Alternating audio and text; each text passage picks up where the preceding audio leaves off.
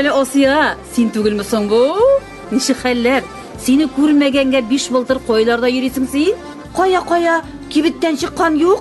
5 капчык песок, 2 капчык un, 1 капчык диге, 10 пачка чәй. Менә таң килдем әле җыярга. Булар инде Осия җаным. Бу орша хәбәрләрен нәрсәгә шуның кадәр җыйдың соң син? Үәт малай, нигә ди бит? Кагаз бәясен күпмегә күтәрелгән беләсең син? 4 тапкырга күтәрелгән бит, 4. Гәҗит түгел кырыенда күрмәссең, шуңа күрә менә җыйдым әле. Осия җаным, интернет заманында яшибез бит. Ышанычлы да. Ышанычлы пычагым. Интернетыңны бетереп куйсалар кая барырсың? Аннары шын гәҗитне кулга алып укуларына ни җитәсең? Исләренә хәтлек тәмле бит аның. Бар әле, киоскта 1-2 калганы бугай, бар әле. Осия, кирәкми аны җыярга? Кагаз бәясе артканга карап, орша хәбәрләрнең бәясе артны бит.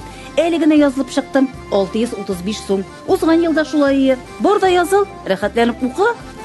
Хиттаннан шуннап әйтәсеңме, кибеттән кайтышлык почтага керәм. Китим әле, мин кайтканчы бәясен арттырып куймасыннар. Юк инде юк, Осия җаным, борчылма, бар, тынычлан. Кайт, танышларыңа да әйт, туганнарыңа да әйт, күршеләреңә дә әйтергә онта күрмә.